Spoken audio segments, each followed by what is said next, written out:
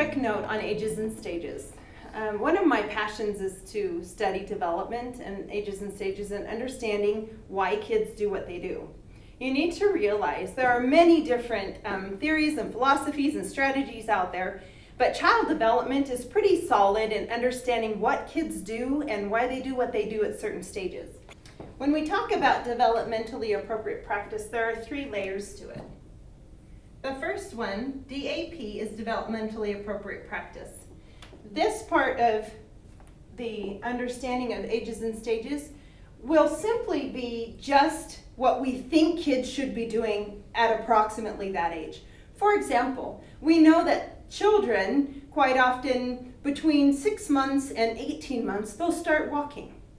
Okay, so does that mean that you won't have a child that's 2 that hasn't walked yet, or that you wouldn't have a child start before 6 months? Absolutely not. We just know as a rule of thumb. So these are the ages and stages, okay? Rule of thumb, they should be doing this at about this age. The next layer to it here is the individual child. Every child will develop at a different rate than someone else. So as we go, okay, we know that these things should be happening, but this child may do it quicker or may not do it as fast as the other children. It doesn't mean that it's a huge red flag that something's wrong. We just need to be aware that every child develops at a different rate. Last but not least, the last layer is culture. So culturally, we know what kids should be doing. We know the child is an individual in all of their own, but then they have a culture that has surrounded them since birth.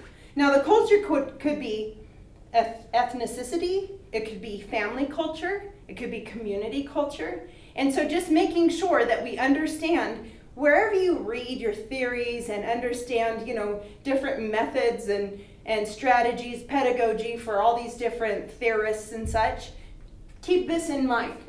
It's a rule of thumb with an individual child and the experiences that they've had thus far that creates who you're dealing with in your classroom. If you'd like information on ages and stages, teachervision.com has a very concise list for kindergarten through 12th grade.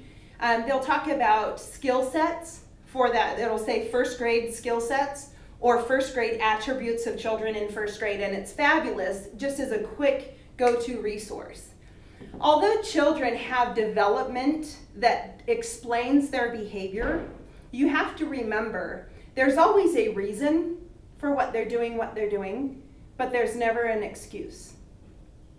So if you have, say in kindergarten, a student would get angry and haul off and bite somebody, okay? Developmentally, we know that that's appropriate in their age, that students might, especially if they have a language barrier, English language learners are slow, with their speech. They don't have a vocabulary base to express their frustration. They might do something violent. It doesn't excuse the behavior. We don't just say, oh, that's okay that you bit because you're 4 or 5 years old and that's fine. And it's not fine. We don't treat our friends that way. So as you're getting to know your students, take time to figure out what grades you'll be teaching and some of the skill sets and attributes that they have that will help you be most effective with them. We don't want to give them tasks that are too difficult, concepts that are way too abstract for them to understand. There are so many different resources out there. It would be fabulous if you take time to understand the age of your students, the developmental stages, and therefore be the best teacher for them.